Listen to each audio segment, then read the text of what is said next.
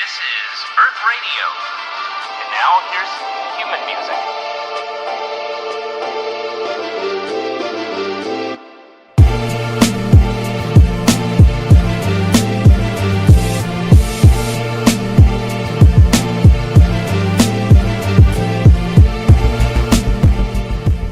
Alright, welcome back. This is Caesar with Small Engine Velocity coming at you with another 171cc big bore kit for my GY6 that I'm going to go ahead and put in my Honda Ruckus to achieve maximum speed.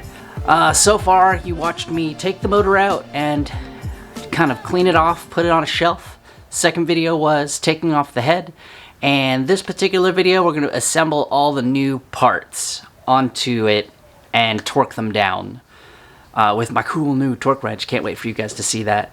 It has been a while since I've done any type of engine rebuild stuff since the Zoom S50, if anyone remembers that, with the 70cc. It is two-stroke, so it is similar, but now I have a timing chain and all these other things.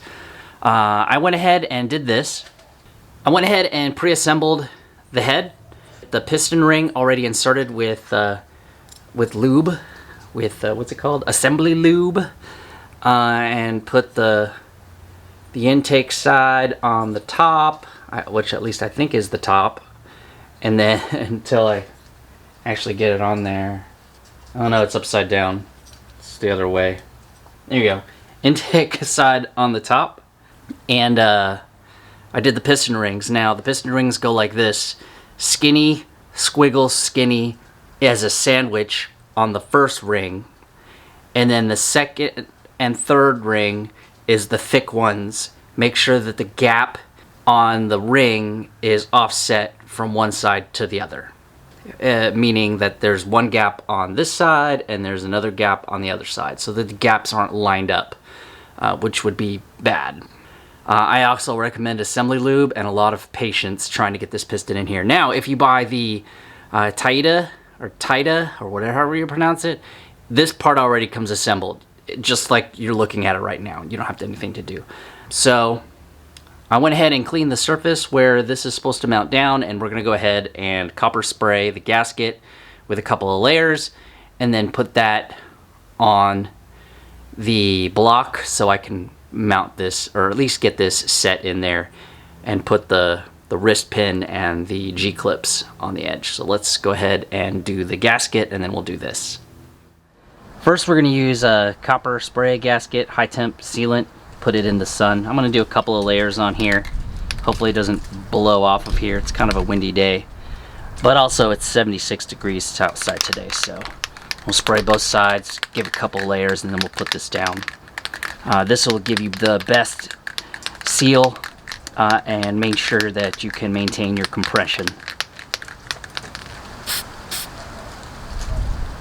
Whoa. Okay. Let's do this again.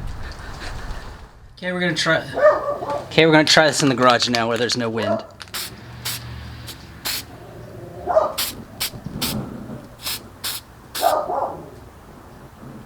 Alright, layer 2. Keep in mind this isn't 100% necessary. You don't have to do this.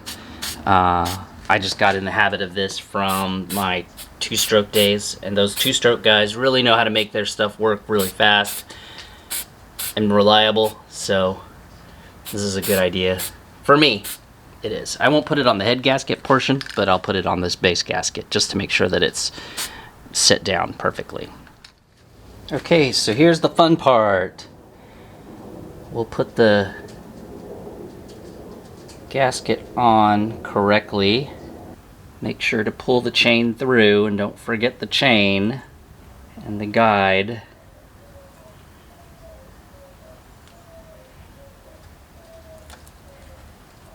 Make sure your dowels are in place, right here and here. Then we'll go ahead and put the cylinder head on. Also feeding the chain through.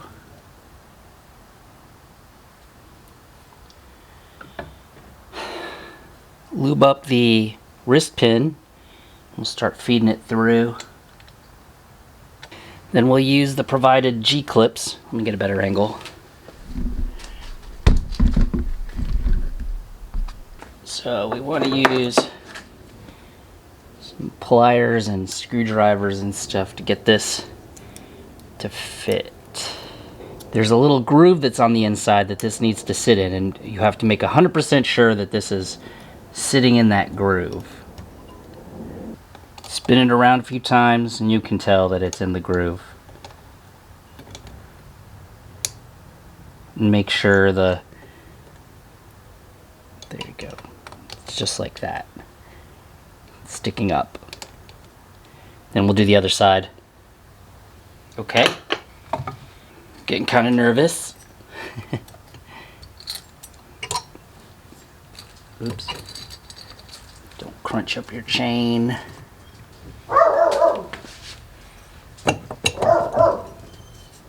Oh, sorry.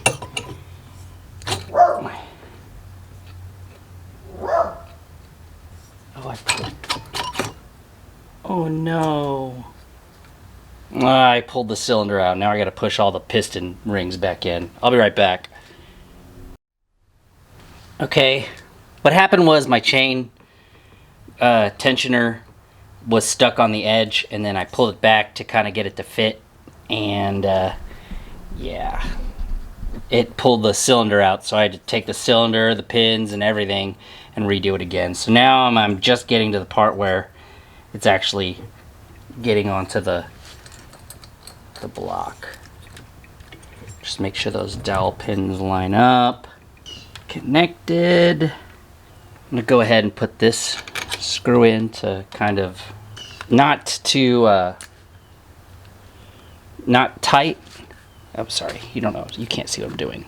I'm gonna go ahead and put this one down to hold the cylinder down. I'm not gonna torque it down. I'll torque it later on. This is just to hold it in place. So what's next? All right, I'm gonna go ahead and give her a turn.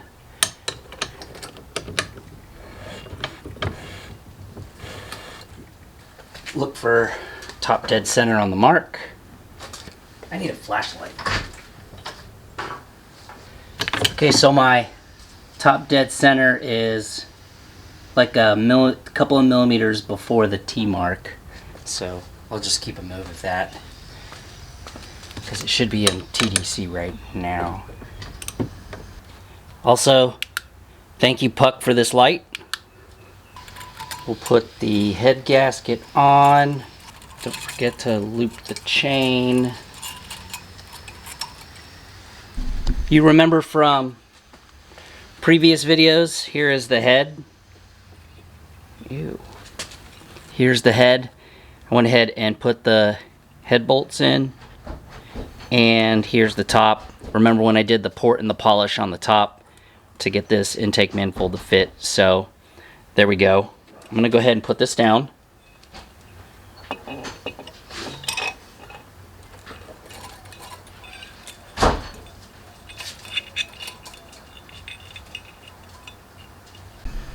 I gotta remember to make sure to get the chain tensioner in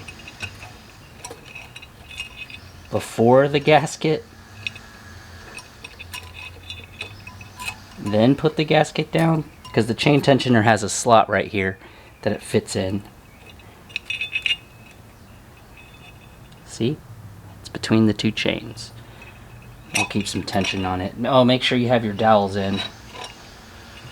And I forgot my dowel. I believe there's two. Yeah, one here. There. Oh, there. I forgot to put the dowels in, so have to start all over again. Remember the dowels. Dowels are important. Wipe this surface down one last time. This is the last time you're going to see it in a while. Make sure that it says in on the top.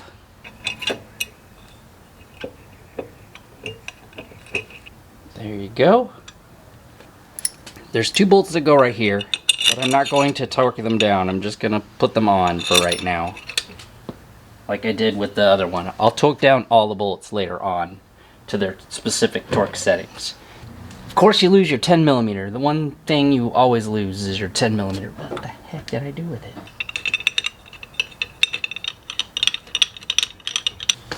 Then we will grab the A12 cam. What is an A12 cam? It is a much more aggressive cam than a stock cam. Can't exactly see it, but yeah. So what me and Lee has discovered as there's two marks for TDC, and then there's an A12 on this side. The way the Ruck Shop does it is the big circles on the top, and that's what I'm gonna do, is the big circle on the top. Oh, wow. It's pretty good for a first try. Okay. Oh. E is exhaust. Okay. So I'm just gonna fit this. Don't forget the washer. So what I'm going to do is I'm going to go ahead and loosen the set screws for the valve lash, because we're using more aggressive cams. So this is going to need to be reset anyway. So E exhaust. Okay, just making sure. All right, the next thing we're going to do is the chain tensioner. So I'm going to go ahead and put the chain tensioner on. Turn this. Make sure everything looks lined up. I'm supposed to turn this. Oh, okay. Turn it clockwise, and it'll loosen it enough for me to thread these down. I keep losing my 10mm socket.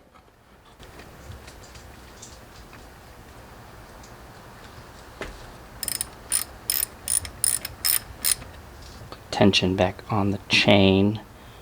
I'm going to go ahead and tighten these down to, I think, 9. Be sure to tighten in a star pattern and evenly across.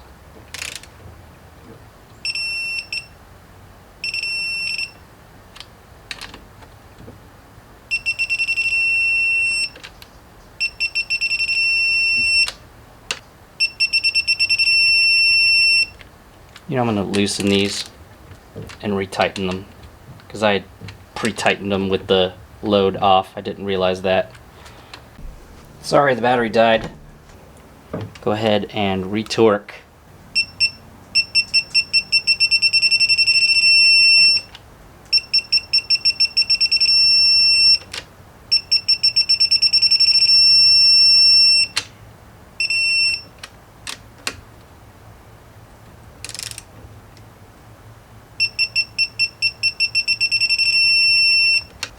I'm going to tighten these down to 7.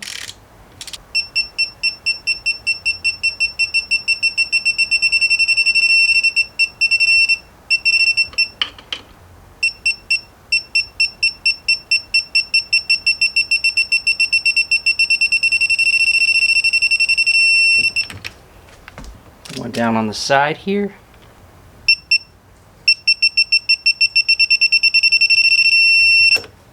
And these top ones.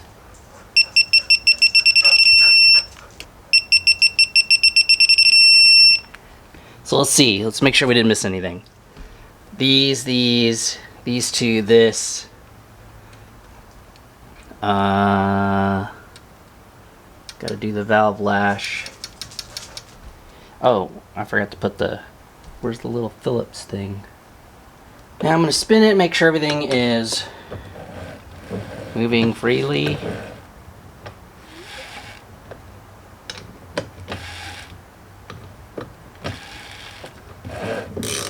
Okay, so let's get it back to top dead center.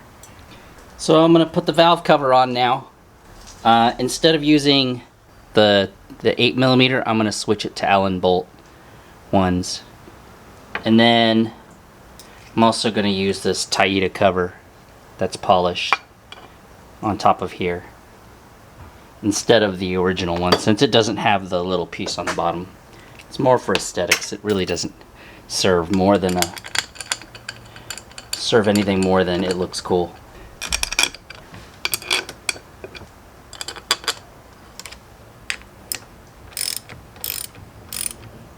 Oh, you know, I forgot to do the valve lash.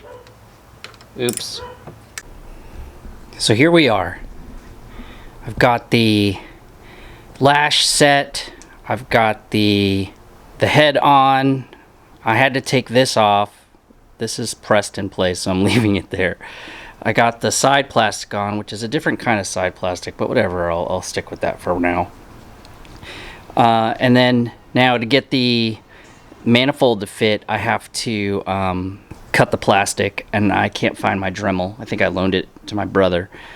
But after I set the lash, I spun it a couple of times. I set it to 0.04 and 0.05, 4 and 5. That's what Ruck City does, and the GY6 racing site does, so I'm going to go ahead and do it. So this is where we're at.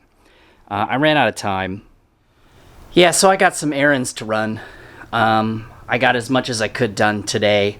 Did you like the torque wrench? The torque wrench was pretty sweet, right? With all the like cool beeping and stuff like that. I did off camera take the valve, the rocker arms off a couple times to just readjust that cam because it wasn't coming out straight after I put the chain tensioner on. After a while I got it right.